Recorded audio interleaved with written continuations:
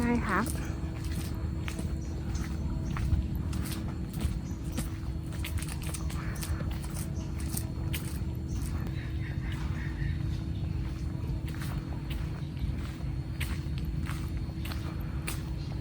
พี่ว่าใช่อันนี้ไหมล่ะ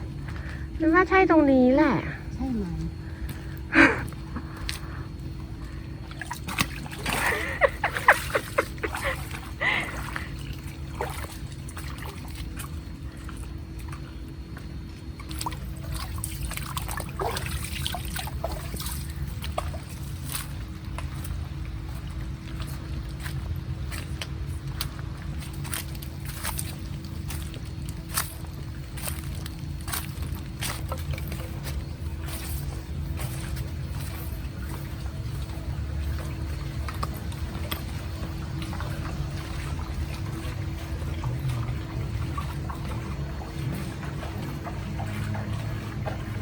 ไปดู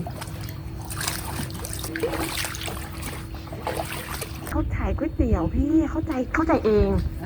มีคนอยู่ไหมแต่พูดสองที่เป็นนั่งกินอาทิตย์ที่แล้วอ่ะนั่นน่ะเรียกเขามารับเราได้ไหม เขาพายเลยแจ๋ว เดี๋ยวบ้านนี้เขาล้าง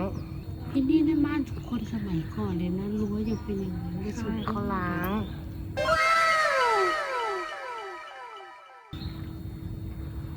โอเคบรรยากาศชายน้ำเป็นไม่ได้หาเลยเป็นเข้าใจว่าตรงนี้คือปะรีอ่ะปุยปุย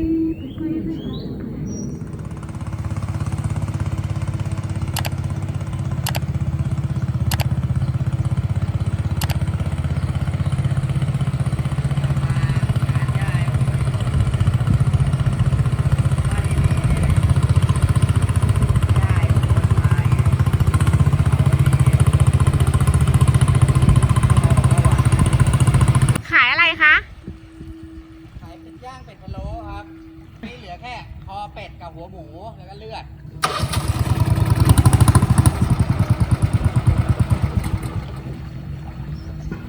คือจะมาหาป้าลีแล้วเข้าใจผิดว่าเดินตรงนี้แต่มันต้องเดินไปทางนู้นเหรอคะ ใช่ครับข้าวหัวหมูพะโล้ครับ ขายยังไงคะ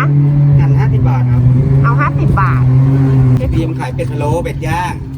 พี่ลองเอาคอเป็ดไหมล่ะ ไม่เอากินไม่เป็น เป็นก็กินไม่เป็น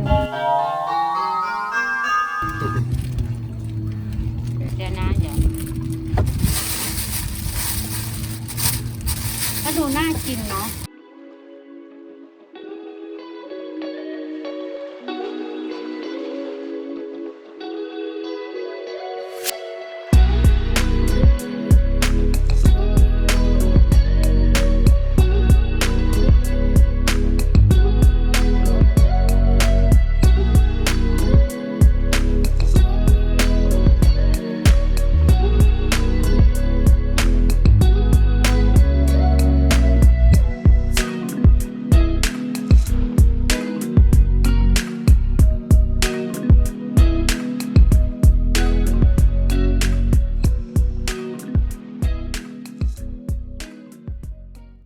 พี่ก็ขายอย่างเงี้ยของพี่ทุกเช้าอย่างเงี้ยเหรอคะ ใช่ครับขายทุกวันแล้วผมมาแต่เช้า อ๋อ แต่มาถึงนี่ก็11 โมงแล้วออกจากบ้าน8 โมง มาจากสายไหนคะ วัดชัยพฤกษ์ครับ